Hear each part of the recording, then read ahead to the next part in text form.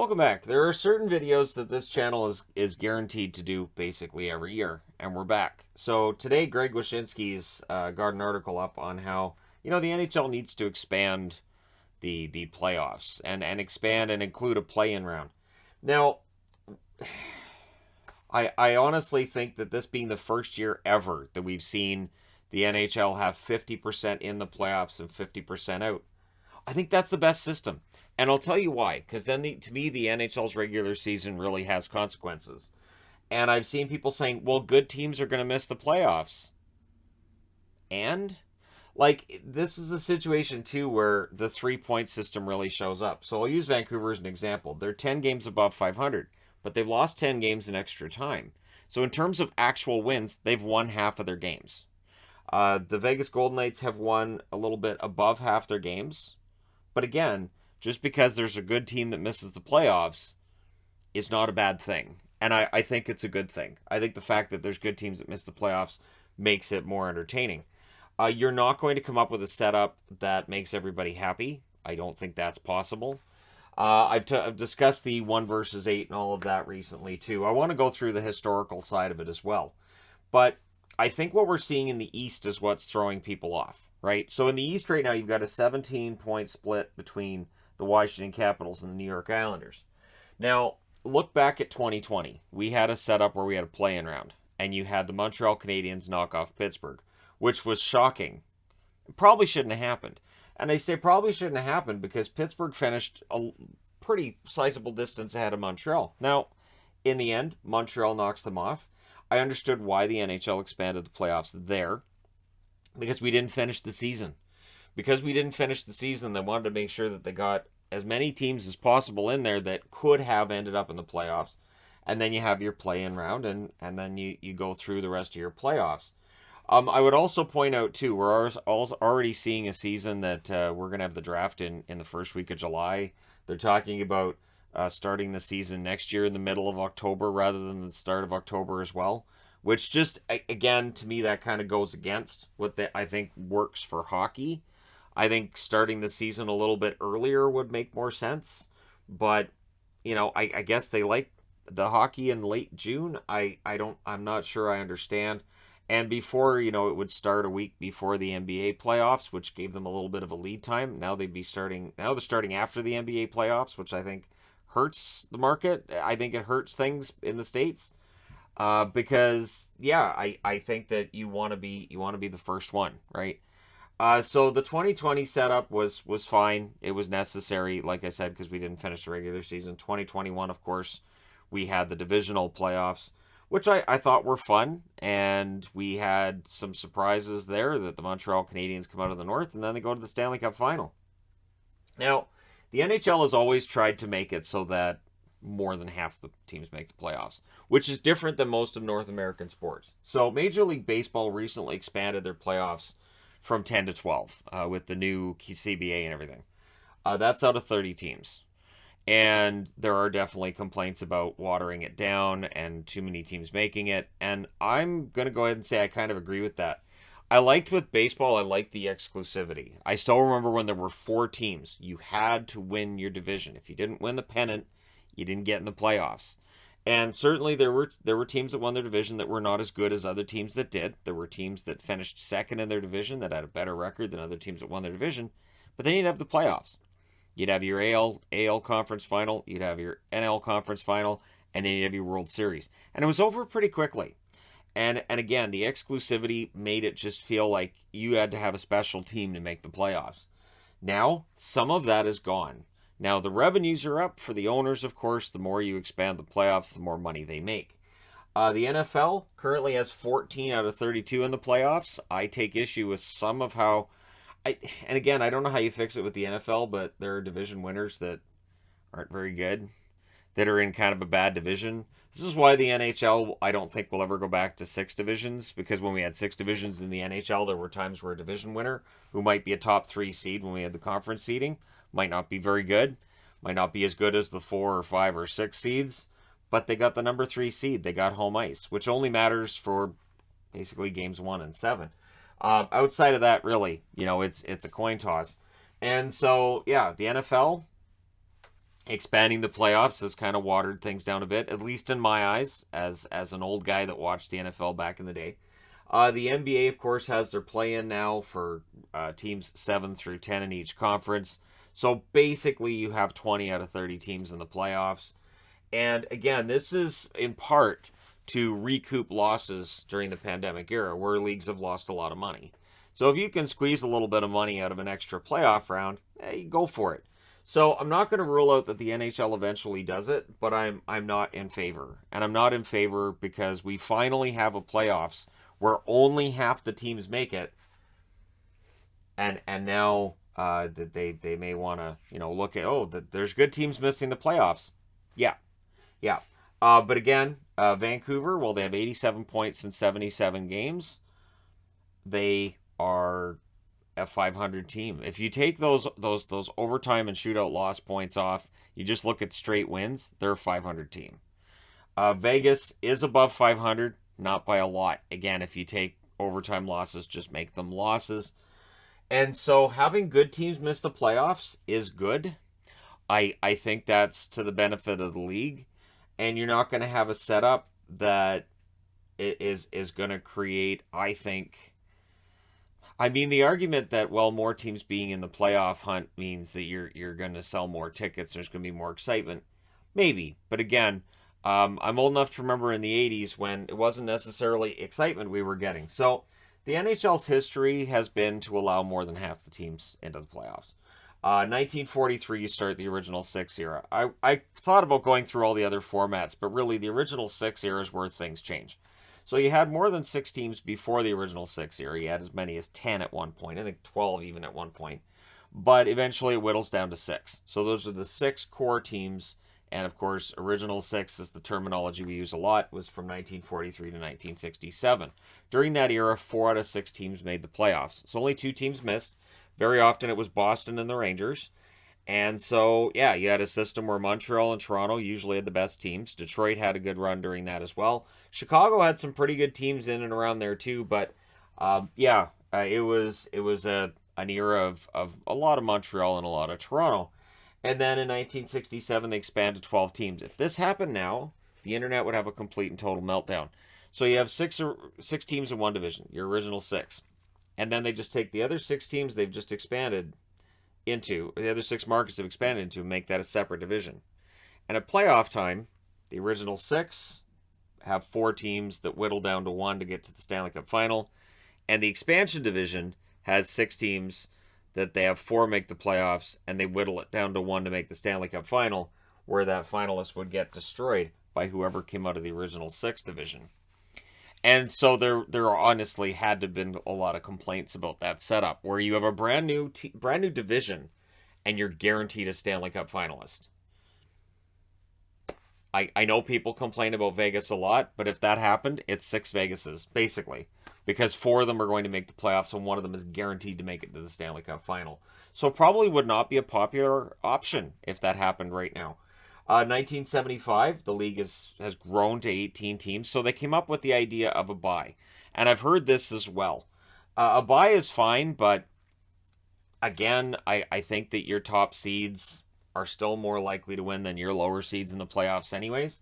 So the division winners get a bye in 1975. Teams 2 and 3 in each division then square off in a best of 3 setup, and the winners of those are then seeded according to the records of the 4 division winners. So you have 1, 8, 2, 7, this kind of thing.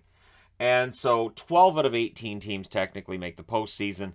8 of them qualify for what's basically your playoff round, right? So it's not bad. It's not a bad setup, but 12 out of 18, it's more than half the league. And then they expanded it to 16 teams that make the playoffs in 1980.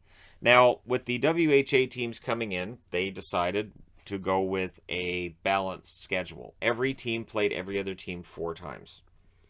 So divisions don't matter. If you go with a balanced schedule, you can just take divisions, crumple them up, and throw them in the trash. And they did. Basically, in the playoffs, it was 1 versus 16, 2 versus 15, 3 versus 14. So, in that setup, Vancouver played Philly in 1980, and then they played Buffalo in 1981.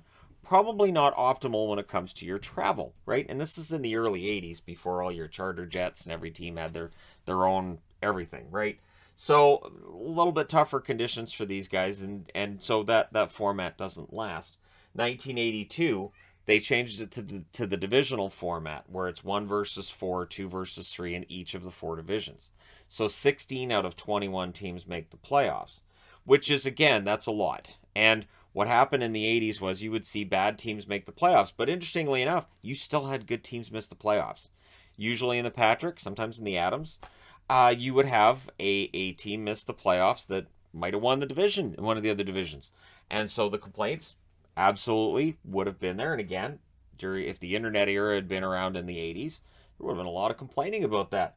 So 1994, they changed it to the conference format, right? 1 versus 8, 2 versus 7, etc. And if you win your division, you get one of the top 2, or when we had 6 divisions, one of the top 3 seeds. And I don't think that's something that is ever talked about being changed, that a division winner should get a higher seed than a team that doesn't win the division. Because the only way that you can say, well, that team should be higher is if you have a completely balanced schedule. And as I said about 1980, that didn't end up going very well. So the interesting thing with 1994 as well is that they had a 2-3-2 setup rather than 2-2-1-1-1. So games 1 and 2, game 5, game 7 currently would be your home teams for the team that's the higher seed. And at that point, it was games 1, 2, 6, and 7, which is, of course, your NBA format. And it led to a lot of upsets in 94 for the Canucks. They upset Calgary, they upset Dallas, they upset Toronto. And what helped them was that they would go home for 3 games. And so you could get games 3, 4, and 5 at home. You could get a lot of momentum out of that, and you might be able to knock a team out of the playoffs. So 1995, the NHL makes 2-3-2 optional. It was never used again. Never. I don't think it's optional anymore. I think they removed that as an option. I would be fascinated to see if the NHL brought 2-3-2 in as an option, if any team took it. And of course, you'd need like the top seed to say, yeah, that's how we want it. I don't think anybody would take that as an option, though. And so we had the conference set up until 2014, where it's changed. It's changed to the divisional format, similar to what we had in the 80s. But of course, they added the wild cards. So the wild cards make sure that you don't just have your top 4 in each division, and you might end up in a situation where team 5 in one division is better than team 4 in another, and they don't make the playoffs. So this avoids all that. And right now, we don't have a team in a playoff spot who don't belong there. So you can point out, well, in the West, they have a lower points percentage than in the East. True, but they also have teams below the playoff line in the West with better point totals than the teams below the playoff line in the East.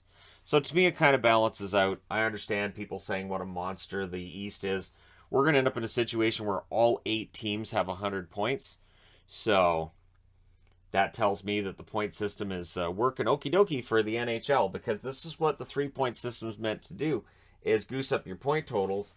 And I think it makes some teams look better than they are. I really do. I think that the 3-point system does. Now, I've seen people talk about doing a 3-2-1 point system. I did a video on that years ago. The last time I tried to do a video on 3-2-1, I did a madness board, trying to point out, if a regulation win was 3 points, overtime's 2 points, and an overtime or a shootout wins 1 point, here's how the standings would change, and they didn't. So I did up this huge board, and I was like, meh. And it was multiple seasons I covered, and it just became, yeah, this doesn't change anything. Or it changes something very, very minor. The one thing for me is, and again, this is because I'm old, these point totals are ridiculous. Absolutely ridiculous. Because 100 points used to mean something in the NHL. 100 points used to be a pretty darn good season. You had to be an amazing team to get to 100 points. Now, you don't. Because here's the thing. We've got 1, 2, 3, 4 here. 5, 6, 7, 8, 9. So that's 9. Fantastic teams? Probably not, right? And by the end of the season, the Oilers just need 2 wins in their final 5. For LA, likely not to get there. They need to win all 4 of their remaining 4 games. Nashville, they need 7 points in 5 games. It's possible. Dallas isn't getting to 100 points. And then you get into Vegas and Vancouver where they can't. And here, of course, all 8 teams in the East very likely to win 100, get to 100 points. So you end up with, in all likelihood, 13 teams, maybe 14, that end up with 100 points. And that, to me, is it's insane. Absolutely insane. It's ridiculous. Because, again, if you look back through the standings in the NHL back into the 80s, into the 90s, you'd see two, maybe three, sometimes one team with 100 points. And so it makes it feel like it's this big important number, and now it's not as important. And I think some of the conversations that we see about this team's good and they're going to miss the playoffs come from the fact that those overtime and shootout losses pump up a team's record. So you go, hey, they got a pretty good record, and then when you look into it, you go, oh, I guess they're good, right? So yeah, the playoff setup that we have now, is it perfect? No. Is there a perfect setup? No. So if we did 1 versus 8, 2 versus 7, again, this changes constantly. You'd have Florida versus Washington. You would have Carolina as the division winner against Pittsburgh. You'd have Toronto against Boston. Boston's only 1 point back at Tampa, so you could still get Toronto and Tampa. Because I know for Toronto, and this is the thing, you focus on who you're playing in the first round, right? Like, okay, well, we don't want to have to play against Tampa. We'd rather play Boston, but they could end up with Boston anyways. So again, it is an interesting debate to have, and then you'd have the Rangers against Tampa, which would be fantastic, considering how many players for the Rangers have played for Tampa and vice versa. I think you'd have a fantastic series there. But it is interesting because there's only 2 points separating Toronto from Carolina and the Rangers. There's only 1 point separating Tampa from Boston, only 3 points separating Tampa, Boston, Pittsburgh, and Washington. It's a very evenly matched Eastern Conference. Then you look out west, you got Colorado as the number 1 here. Your number 8 currently would be Dallas. Colorado would destroy Dallas with how they're playing right now. Calgary, number 2, would play LA. I think Calgary would win that series. Your number 3 is Minnesota. Your number 6 is Nashville. And that would be quite the run, wouldn't it? Minnesota, Nashville would be brutal. And then 4 or 5 would be St. Louis and Edmonton. So instead of Edmonton having home ice in the first round, they would head to St. Louis and play against the Blues, which I think they would have substantially lower odds of winning than playing where they have home ice against the LA Kings. The interesting thing about this argument and this debate that we have all the time, right? Every year, the video comes up again. Here I am talking the playoff form and everything is. It's about trying to find a setup that I think for some people, they want to make it so that whoever wins the conference has an easier run, or that the teams that finish, in these wildcard spots should be punished. I think you make the playoffs and then you just have the playoffs, and the playoffs tell you who the better teams are. And I think it's good the way it is. Gary Bettman, the last time he was asked, said no. However, Gary Bettman has been known to say no on certain things like jersey ads and change his mind years later. So there's the possibility that owners come around at some point and say, it's more revenue. That's what it comes down to. That's how I see it with the NBA. The NBA lost a lot of money over the last couple of years. So expanding their playoffs so that there's more markets with games that mean something and you're generating more revenues makes a lot of sense. Based on that, it's possible the NHL comes up with a new format of some sort.